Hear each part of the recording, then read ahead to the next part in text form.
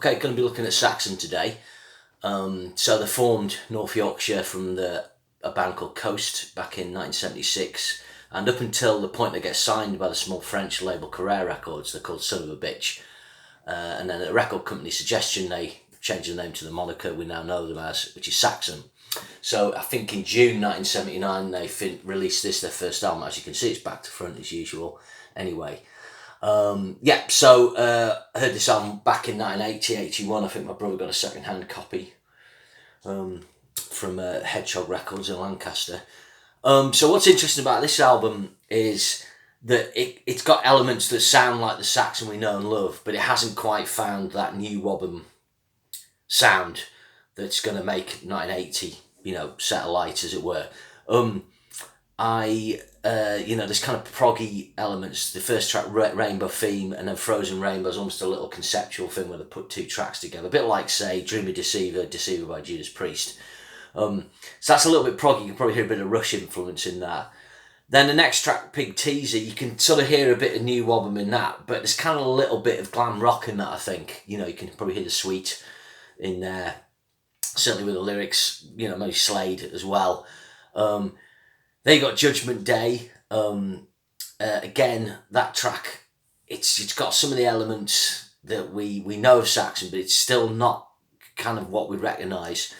I think I finished side one of this album. It's a very short album, this 32 minutes, 8 tracks. We're still in that era where tracks often only have eight albums often only have 8 songs. Now side 2 opened with track number 5, which is Stallions of the Highway. Now this track, I think, could fit on the next album and the album after that, and probably even the one after that. Basically, it's lyrical content about riding motorbikes really fast. But the tempo of it, the style of the guitars and Biff vocals, the lyrical subject, basically, this is the first kind of Saxon song where you can go like, that's what that band's going to sound like. Then the next track, Back to the Wall, again, I think that's kind of in the more NWOBHM vibe that we're going to find. Still Fit to Boogie. Yeah, the music on this is certainly kind of got a bit more of the kind of the sound we're going to hear, but sort of lyrically, it's kind of looking back a few years, and then it finishes with Militia Guard, which is quite a strange track.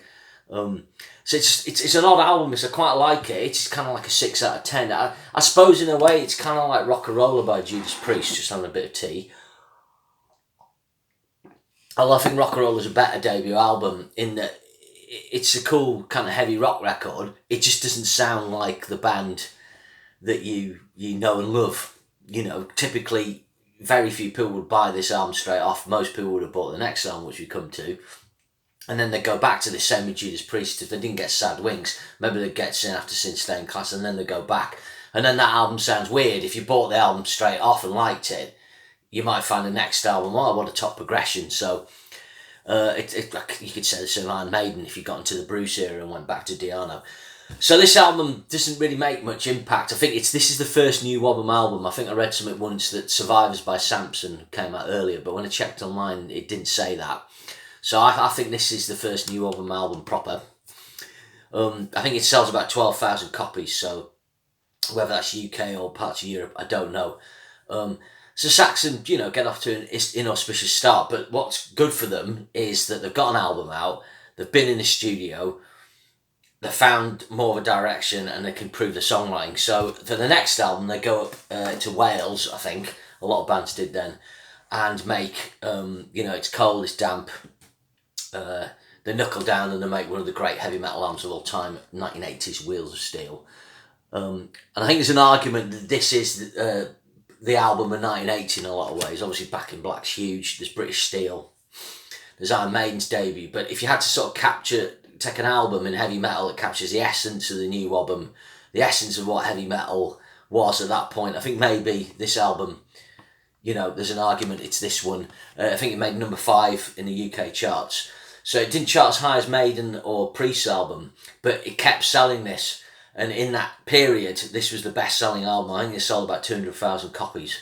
That was because they had, 2 pretty reasonable-sized hits off it, and a minor hit with Susie Hold On. But let's go through the tracks. It opens with one of the great vehicle songs in heavy metal. So when I say vehicle songs, I mean songs about motorbikes or cars, and it's Motorcycle Man. I still recall or have like what I think's a pretty good memory. We had an old cassette player when I was a kid. My brother bought the album on cassette. We were out in our garden. He put this album on. I think I'd already heard Wheels of Steel on Top of the Pops. And then the motorbike noise, you know, it spirals around, and then the riff comes in, and it's just like absolutely pumping. Now, I probably covered this album on another video I did, which was about metal in 1980. So I'll probably go. There's probably more detail on there, but basically you've got your classic cuts: Motorcycle Man, 747, Strangers in the Night, Wheels of Steel. Those are the core tracks that make up this album. But there's other great tracks. Stand Up and Be Counted takes the classic No Class and Tush riff of ZZ Top and makes a really good song. Side 2 open with Freeway Mad with a great drum intro by Pete Gill. So Pete Gill, the drummer, some would say the classic Saxon drummer, had an enormous sized drum kit, and he used to actually play in the Glitter band, Gary Glitter's band. So he had a bit of form in the music industry, and he joined Saxon, Son of a Bitch, I think back in 76. So that's really good fun, that track. Again, it's kind of going on about something the band won't have experienced yet, driving down the freeway. And I think that's quite an interesting thing with a lot of, you know, bands of that time. They'll write kind of fantasy lyrics about what it's like to go to America, even though they haven't been there. Then you've got See the Light Shining. I think it's one of the classic deep cuts off the album. It's got a great tempo change halfway through.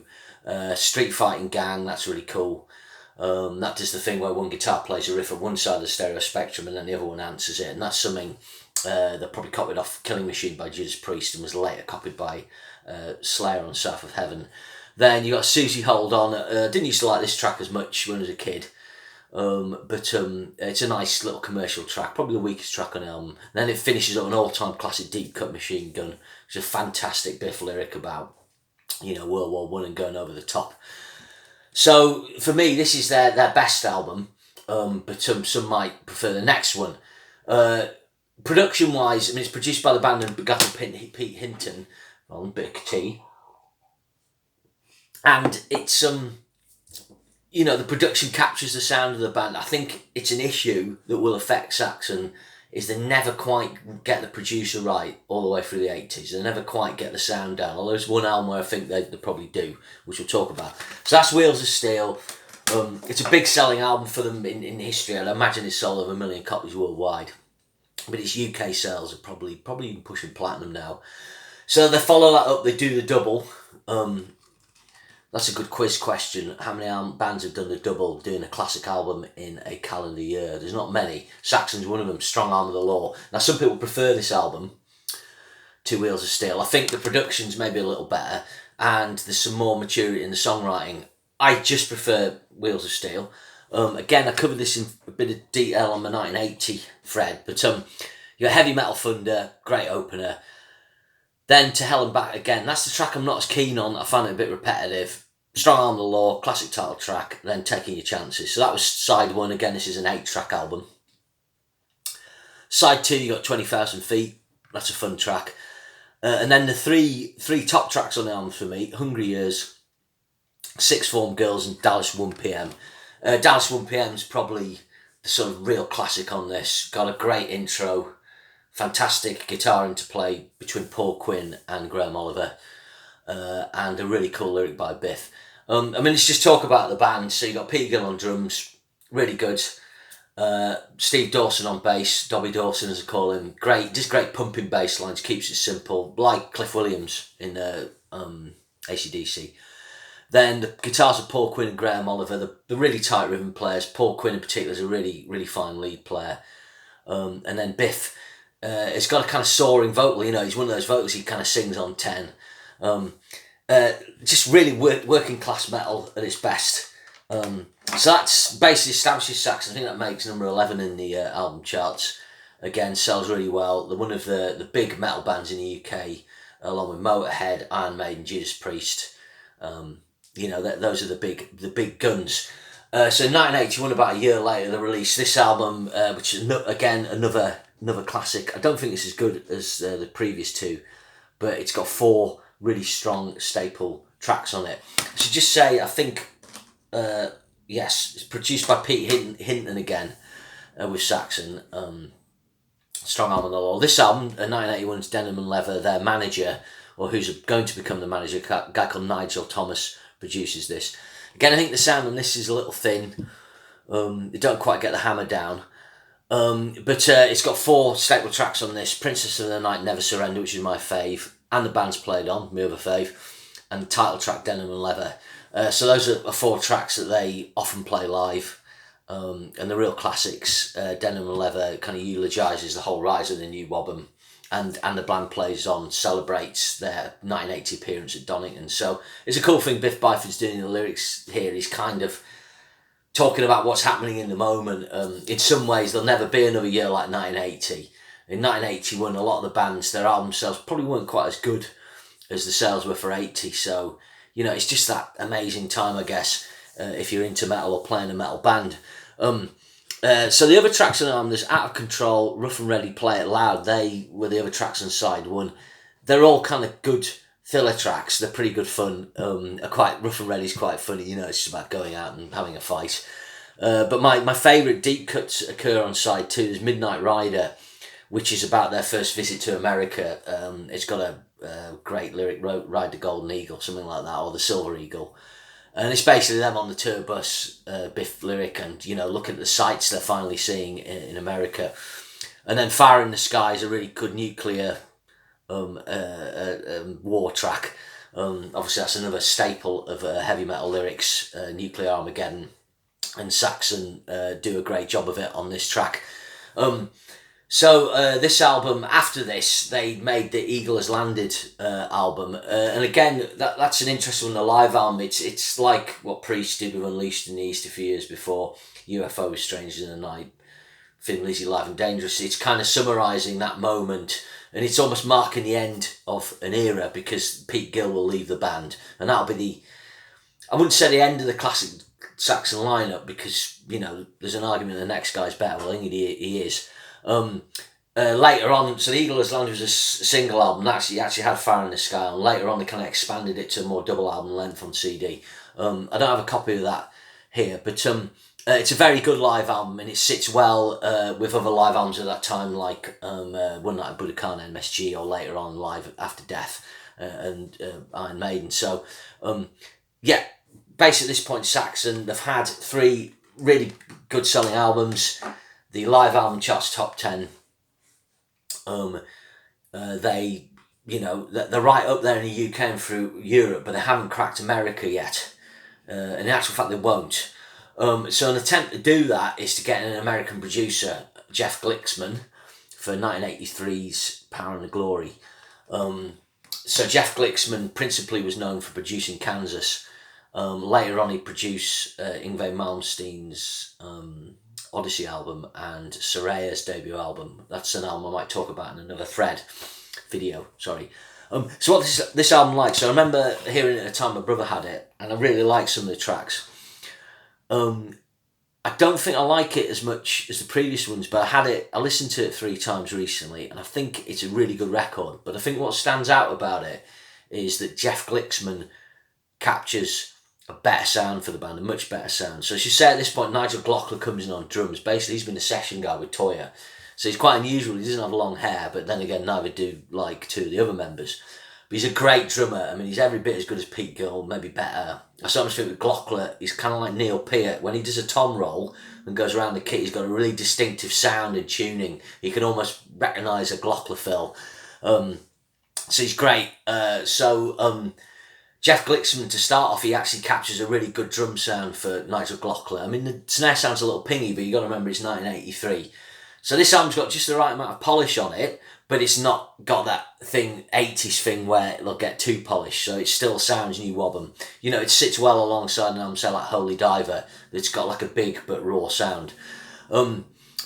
So yeah, and the other thing he does with the guitars, he uses isolation cabinets, I think. So what they did on this album, they set up the guitars and then you put a cabinet around the amp that basically sucks the air, so there's not as much air in there, and it just kind of seals the sound to the floor more, I guess I would say, and that gives you more bottom end, I would think, when you're micing it. So the guitars have got like that brassy top end that you expect from the previous Saxon albums, but there's a kind of more meat to it. If you're listening to the opening track, Power and the Glory, you can hear that. So the tracks, you got Power and Glory, title track's really good. Red Line, yeah, it's a great sort of ZZ Top style boogie metaler. Warrior, love that as a kid. There's a guitar phrase in the middle that repeats, so a lovely chord progression underneath. Nightmare, which is the kind of commercial track. And Biff mentions the word night twice in the chorus. If you're a Biff fan, you know that he always mentions the word night, as Tommy Vance once said, what is it with you in the night? But anyway, it's great. Then This Town Rocks is the next track. Yeah, I didn't used to be fussed with that track, but it's a really good boogie rocker. It's kind of predating Hot for Teacher. Glockler plays up a storm. He does like, you know, it's a full-on double bass boogie, and I think the band deserve credit for that. I guess they're copying, you know, stuff like Cactus, Parchment Farm. You know, that would maybe be the influence going back there. Then there's Watching the Sky. It's a good melodic rocker. One of my favourite cuts, The Midas Touch, and The Eagle Has Landed. Guitars sound great on this, kind of like Victims of Changes by Judas Priest. So this is a very solid record. It's definitely an 8 out of 10. So I think the shame with this is that they didn't work again with Jeff Glicksman, but maybe it would be more polished. You know, later on the Odyssey album's got a very brassy, the Yngwie album's got a very brassy top end on the drums, but I think this sounds good. It makes number 15, so they're still popular. I think this is their second best selling album worldwide. I think they sold 1.5 million copies worldwide, and it made some inroads into the States. I think it made about a number 150. So back then, if you're making 150 in the States, you're actually, you know, you're probably generating 100, 200,000 sales, not like it is now where you generate, you know, 4 or something. So they're still riding high, Saxon. So I kind of, even though The Eagles Landed represents the kind of summation of the classic era, I would still say this is kind of continuing. It's still got, you know, raw production, but more polished. It's still got a lot of those tropes. The next album kind of starts a kind of weird time for the band. The album's very successful, not as successful in Britain. The tour of the States. It's got an amazing album cover, probably the best album cover they ever had. Crusader. I think Biff had this on his wall, the artwork. I once saw him on The Big Breakfast. But I think what goes wrong with this album is bringing the producer Kevin Beamish. You know, he's worked with REO Speedwagon, so they obviously want to put some polish on the sound. But it's too watered down. What they needed was the polish that Power and the Glory has, but still that power and rawness. It opens with the title track, the Crusader Prelude, then Crusader. Now this is an all-time classic Saxon track. I remember getting the album, my brother had it, and loving that opening track. After that, it's just less assured, but just going through it, there's a little bit of What You Fancy. I'm not as fussed with that track. Sailing to America, I like this track. I like the lyrics about the sort of Mayflower and the you know, the American immigration, the American dream, I suppose. They do some interesting with track 5. I mentioned the Sweet being an influence on them before, I think. And they do a cover of Sweet's classic 74 track, Set Me Free. Now it's an important track in the history of hard rock and metal because it's got a fast double kick beat, or certainly up tempo. And that's going to influence a lot of bands, and Saxon are kind of nodding their influence to it here. So they kind of make the track their own. So the cover of Set Me Free is another great track. Then there's Just Let Me Rock, which is a good rocker. Bad Boys, Live to Rock and Roll, not as into that party lyric. Do All For You, which is a nice ballad. Then there's Rock City, Run For Your Lives. Quite like Run For Your Lives. It's a 6 out of 10. It's not a bad album. It's just not the album they needed to make, I think. You know, the album they needed to make needed the commercial polish to hit to break the States, but it needed to sound like Saxon. But for whatever reason, it just didn't quite happen for them. But that album does, I think, sell a couple of million copies worldwide. And they, you know, so it's a successful album for them. So they're still doing good. So there's still that issue now with the next album. We want to try and break the States, probably, or get that more commercial edge. So I actually really like a lot of this album, but I think the main changes, for starters, you can see the album cover. It's quite cool. It's got a lady eating an apple with a Saxon S on, but it hasn't got that kind of classic metal look about it.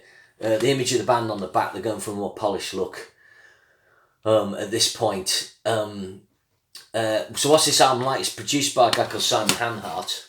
Now he was a protege of Mutt Lange. I think he must have worked in the studios around Mutt Lange, something like that. So again, the production's probably a bit too polished for Saxon, but I do think the songs are very strong. initially. So you got side one was Rockin' Again, Call the Wild, Back on the Streets, Devil Rides Out, and Rock and Roll Gypsy. And there's not a bad track there. Love the opening, Rockin' Again. Great choruses on this. Biff's vocals are great. Particular faves, The Devil Rides Out. Really good rocker.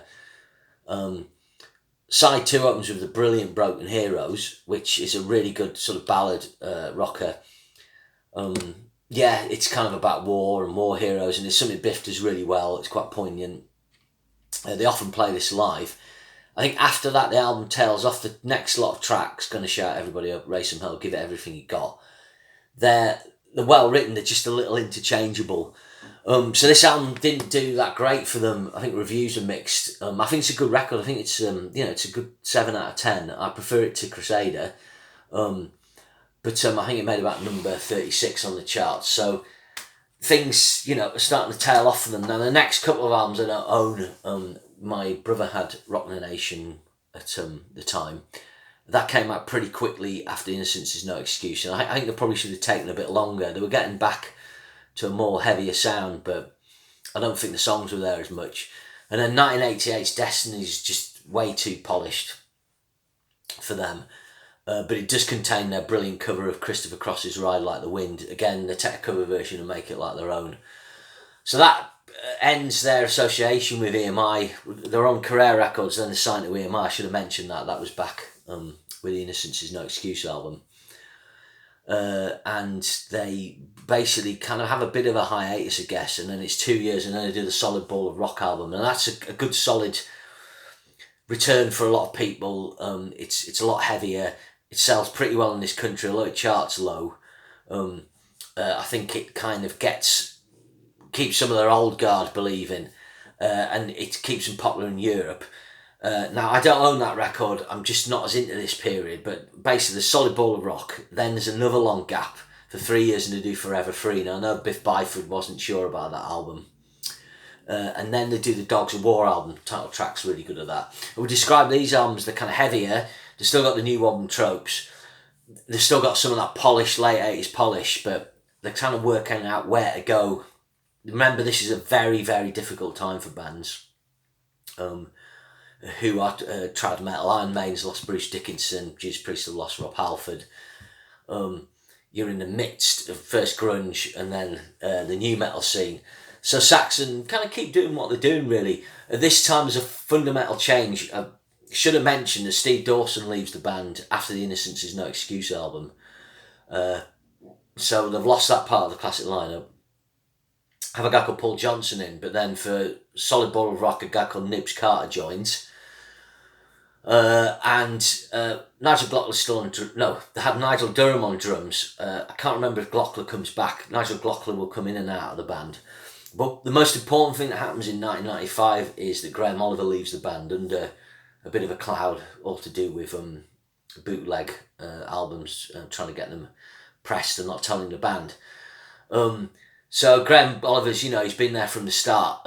But as often happens with a band, I think, bringing in a new guy just provides injection for them. And I didn't get this album at the time, but I kind of went back. I'll sort of come to that later. And it's 1997's Unleash the Beast. Okay, so this is a point where Saxon, to me, stopped being a new wave of British heavy metal, trad metal band, and they engaged more with European power metal. So at this point in 97, 93 onwards, you're starting to get the European power metal scene. In 97, Ham and Fall released their Glory to the Brave album. The next year, Primal Fear released their debut album.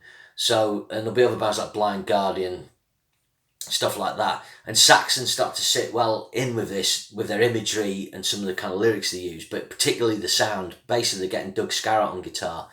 He's got a heavier touch, I guess. The guitars get deeper, everything gets chunkier, and this is a really good record. You got the title track, Unleash the Beast. Terminal Velocity, that's a great track. Circle of Light, Thin Red Line, really like that one. The Preacher. Finishes with All Hell Breaking Loose. Yeah, it's a solid 7 out of 10. It's got a good sound, and the band is regelling, it's reasserting itself. Now, I can't remember who the drummer is at this time, so I apologise, like I say, if I get muddled up on drummers. So Nigel Glockler sometimes playing, sometimes they have another guy in, because I think Nigel Glockler had a couple of health back problem. Then 1999 they get better. They do the Metalhead album. This is does very well for them in Germany. This has got another thing that happens with this is they team up with the producer Charlie Boerfind. Now he's a top German power metal producer. He's done some Hammerfall stuff later on and Primal Fear previously mentioned. So Charlie Boerfind gets big drums, gets he gets big bottom end and clarity on guitars. This album's heavy and melodic. The title track's awesome. Metalhead. You got Weird Travels in Time, Conquistador, What Goes Around, Song of Evil. Yeah, these are all good tracks. All Guns Blazing, it's pretty good. Prisoner, good tune. Piss Off, I quite like that. It's one of the tracks. Watching You, and then it finishes with an epic track. Now this is something that will appear on the next few albums. They'll finish with an epic, and this is the 8 Minutes Sea of Life. Really good. Yeah, it's a strong 8 out of 10, this album. 1999, traditional heavy metal is going to mutate more into power metal, and it's going to find its feet again in the noughties, and Saxon will eventually get there. So they keep them going. Then 2001 they do the Killing Ground album. Again, it's more the same. I think Metalhead's a little better, but it's still good. It starts with an intro, finishes with second last tracks, an epic called Shadows on the Wall about Hiroshima. And in between that is loads of really good tracks. Killing Ground, Coming Home, Hell Freezes Over, Dragon's Lay, Don't Know What It's Got Till You're Gone, Deeds of Glory, Running for the Border. That's cool, Running for the Border. It's about them being stuck in Mexico, I think, on the tour bus. Track 3 is an interesting one, Caught the Crimson King. They do a cover of the King Crimson classic, and again they make it their own, like the Set Me 3 cover they did, and the other one I mentioned before, which I can't remember, Ride Like the Wind. They do a great job of it. It's not produced by Charlie Boerfind, but it's a really cool sounding record, and again it's just keeping their profile in Europe and the power metal imagery. So this is where those albums I bought after they came out, I kind of come back into real time with Saxon in 2004. So I read a review of this album, and a friend of mine did a copy for me on CD. Had a listen. I thought, actually, this is really good. I'd had a listen on the listening post in HMV, but around 2425, I decided to make my first Saxon purchase again, and it is 2004's Lionheart. Now this album I consider to be right up there with their classic albums. There's even an argument for me, shock horror, that it could split Strong Arm and Wheels of Steel as the second best. Okay, so basically, why is that? The power metal Saxon sound comes into full force here. Charlie Boerfind does an amazing job of the production. It's one of the most best produced heavy metal albums of its time. So, but it's got the NWOBHM element, still in a traditional English imagery, and it's almost slightly conceptual. It's not a concept album, but the themes of the lyrics, to me, are all English history. So you've got Witchfinder General, then Man and Machine, which is about Donald Campbell's attempt at the Water Speed record in Coniston. Then you've got The Return, which goes into the track Lionheart, about Richard the Lionheart. The next two tracks don't fit into that, Beyond the Grave and Justice, but there's To Live by the Sword, which is kind of about, actually it's about samurai, so it's not English history, but it's still about battling. There's got a lovely track 8, Jack Tars, which is like a little acoustic piece, singing about a seaman, not that kind of seaman, the ones on the ocean. And then English Man of War, which I love this track. If you've seen the film Master and Commander with Russell Crowe, this is basically the metal version of that song. Then there's a fantasy track, Searching for Atlantis, and then another great tour song, Flying on the Edge, about a flight gone wrong. So some of the tracks are kind of about English history, other ones aren't, but it's got a great sound, Biff's in great form, the guitars are superb, the drums, not by Nigel Glockler on this, I think it's some called Jorg, something or other. Apologies, I'd have to look in the artwork.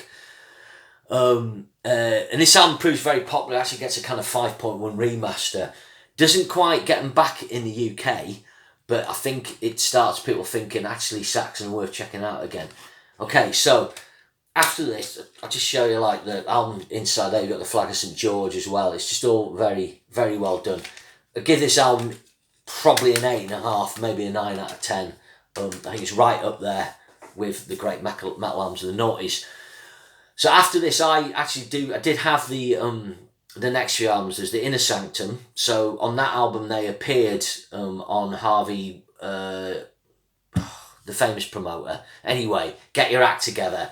They did some stupid stunt in Sunderland football ground playing air guitars, but basically got the profile up again in the UK. They did tour support with Motorhead, and they started headlining bigger venues again in the UK. So all that time from 1988 to almost 20 years later, Saxon, yeah, they were playing UK gigs, but not like City Hall in Newcastle or Manchester Apollo and stuff like that. So basically 2006, Call the Sun Come Back, the Inner Sanctum album.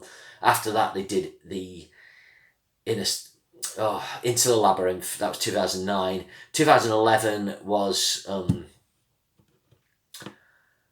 I can't remember the title of it. Apologies. After that, they did Sacrifice. On that album, Andy Sneap mixes that. So they started working with him.